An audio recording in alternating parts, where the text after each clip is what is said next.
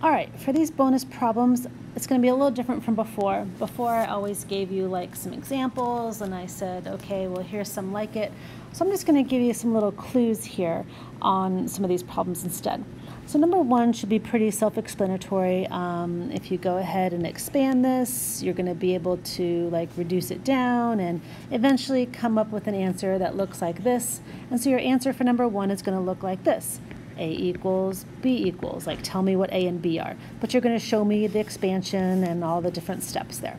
All right, and number two, notice these absolute value bars. So you have to remember, kind of like back in Algebra 2 class, remember when you would have the absolute value, like let me remind you, if you had the absolute value of like x plus 5 equals, let's say 12, so you don't have to write this down or anything like that. But remember, what would happen here is you would take x plus 5 and set it equal to 12, and you'd say, or x plus 5 equals negative 12. And so you would have two problems. You would have to solve this one and solve that one, so you get two solutions. So that's very similar to what you're going to set up here.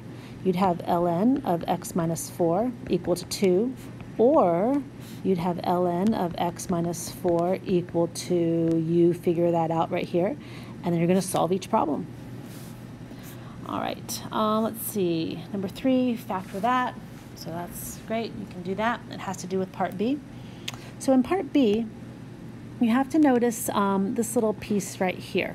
So when you write this down, 2 times 5 to the x minus 20 times 5 to the negative x. So that can be written as 5 to the x in the denominator equals negative 3. Frankly, why don't we just go ahead and bring the 3 over to the other side.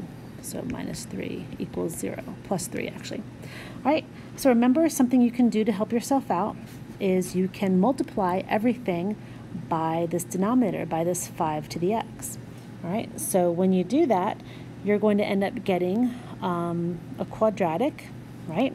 So you're going to get, in this piece right here, 2 is going to stay alone, or stay as a multiplier, and 5 to the x times 5 to the x will be 5 to the 2x, right?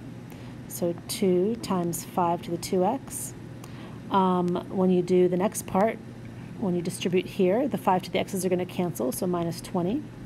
And when you do the last part, it'll be plus 3 times 5 to the x. So you should notice your problem is starting to look like this, like a quadratic. You have to switch these two pieces around, but you're going to get a quadratic, and you can use part A to help you factor that quadratic. And one of your answers, let's see, one of your answers is going to produce a solvable problem. All right, one of them is going to have addition in it, so like you're going to get no solution, but the other answer is going to produce an answer. The other factor, I guess, is going to produce an answer. So when you get that answer, you're going to have an answer that looks like this, like, x equals something, okay? So when you have that answer, you're going to have to rewrite it, expand it out into, and make it look like this, make it look like that format. And so again, you will be producing this answer where x is going to have to be written in this format right here, and so you're going to get what A is and what B is, basically. Find the value of A and B if you write your answer like that. Okay? All right, so come by if you need any help.